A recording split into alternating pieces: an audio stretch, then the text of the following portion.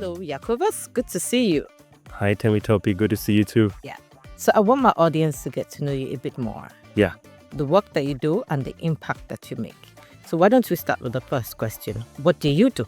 Okay. So I work as a policy officer at the European Commission, which is one of the three institutions of the European Union. I focus on public finance and green policy. And how did you get to that role? What was your career trajectory like? Yeah. So it all started, I would say, when I was just a young boy. I grew up in Greece. I liked international crowds. I just liked being abroad with foreign people. And I at the time I was very active on a couple of societies at my school, the Debate Society and the Model UN Society. So somehow this sparkled my interest for, let's say, policy and international relations. And that's how I went on studying international relations and political economy. And then, I found myself working at the European Union. Was there someone that inspired you to do that? Or other than the fact that you were natural in terms of being with people, was there a figure that you, public figure that you said, I want to be like this person?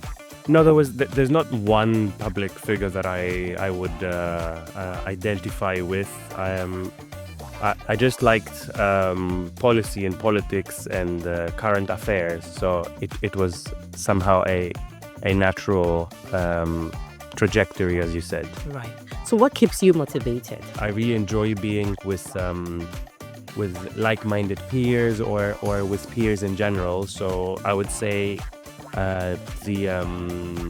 the people, the conversations, the ideas, this is something that keeps me going. And also my family, that's also something that keeps me going and motivates me. People that I look up to and I admire, I just like being with those kind of people, and that is something that keeps motivating me. Yeah. So the work you do on policy, I'm sure is very important because you talked about the green finance and climate. Yeah. What's been the biggest impact? Like when you like I like to say, Iakovos works with the EU, but when you reflect on where you work, what makes you happy about what you do? I would say I'm very lucky because I work with a number of countries. So the European Union has 27 member states, and my job is to work with the authorities, the national authorities of those countries, and to help them reform and help them improve their practices. So I get down to really seeing real problems of the administrations or of the people of those countries, and that's extremely rewarding, and I find it also impactful that I can help them with improving their processes, their administration, and their lives ultimately. So I would say if I were to pick, let's say, one project that I really enjoyed and I'm proud of is when I was working with my own home country, Greece, during the times of the Greek crisis, and helping them work on a number of reforms in the energy sector, environmental reforms. So this is something that that felt good, also deep at my heart, because it was my own country. Yeah, and let's talk about working in the European Union Commission. Yeah. So on a lighter note, you get to meet a network with the high-profile politicians. But on a serious note, what is it like working in that commission? What are the highs and lows for you? Yeah, for sure, the highs, the highlight is that we are all like-minded people in this organization. We all want to improve things across Europe, and we all want to promote the values of the European Union across the world, from democracy, rule of law, the way climate, the way we want to tackle climate change, the green transition. So this is definitely one of the highlights, because it just keeps you going, like to be surrounded with those like-minded people. On the not so exciting parts, I would say, is the let's say administrative issues, or the bureaucratic issues that come with a large organization. And I think many of us who have worked in large organizations, be it an international organization or a corporate, I think we can relate to sometimes slow processes. Right. And tell me, I know you were talking to me about an exciting project that you're currently working on, the Next Gen, I think. Yeah. So do you want to talk to us about that? Sure. This is a huge project that the European Commission is extremely proud of, because it's basically the reaction of the EU post COVID, when a number of EU economies were facing serious challenges. And for the first time, the EU tried to respond with a huge amount of grants and loans towards the EU countries, the 27 countries. I mean, roughly speaking, I think the budget goes around 650 billion.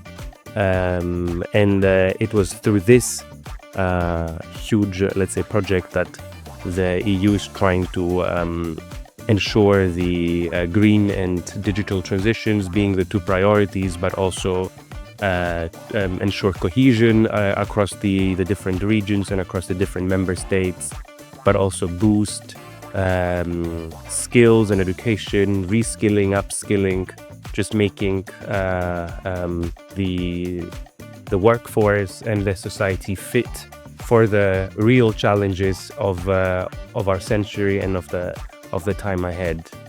But this goes down to like small projects, like for example building renovations, to facilitate building renovations using the latest technology and being energy efficient. We all know Europe is an old continent with buildings from decades or centuries ago. So a lot of the let's say buildings are not fit with energy efficiency standards of today, or infrastructure work. I mean, the amount of pollution that comes from the transport sector is insane, and just to improve this from the infrastructure perspective, that would be a huge gain, not just for Europe but for the world.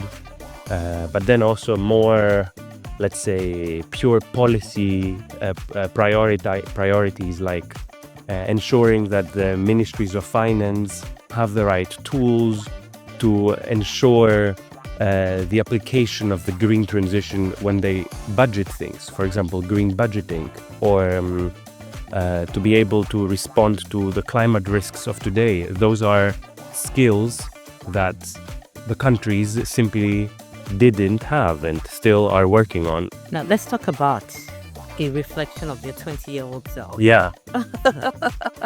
If you look back and say, what would I tell my 20-year-old? What would it be? So I think I would tell my 20-year-old self to just go for it, not overthink, and to just enjoy the process more.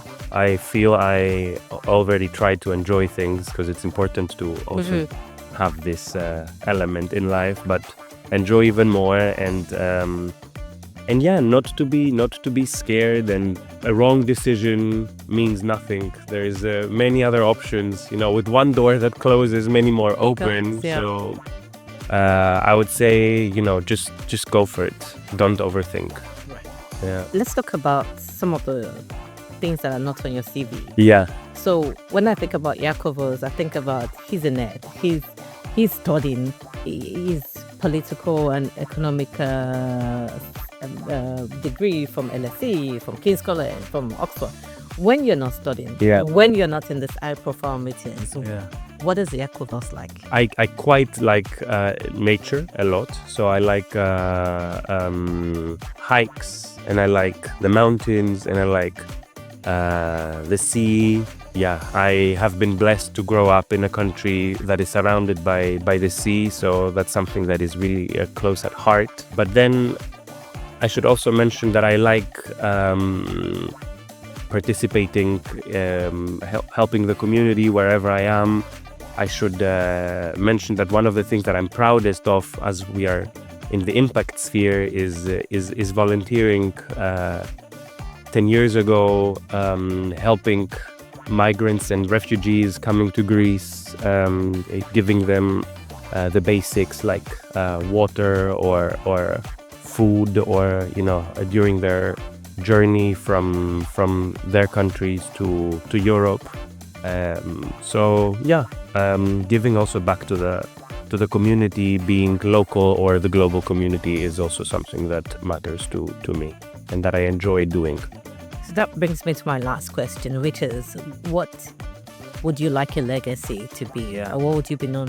What would you like to be known for? Yeah, I think this is probably the hardest question that you have asked today. I would say I would like to be known and to for just someone who tries and strives for the best, and for someone who just takes things, doesn't just accept them as they are, and tries to do something to improve them, for myself, but also for the community. Right. Thank you so much for your time, Iakovos.